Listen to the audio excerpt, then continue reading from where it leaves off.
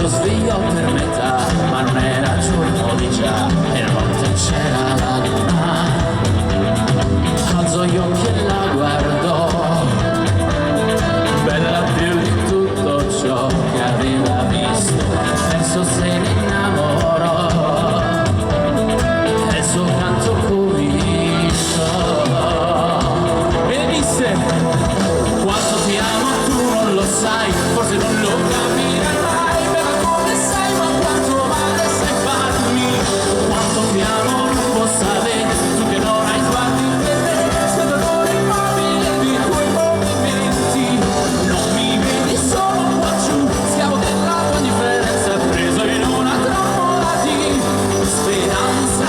Quanto ti amo tu non lo sai, forse non lo capirai mai, mentre la tua faccia scenderà dai miei occhi. Quanto ti amo non può sapere, tu che non hai sguardi per me, che ritorno a vivere ogni volta che muoio per te.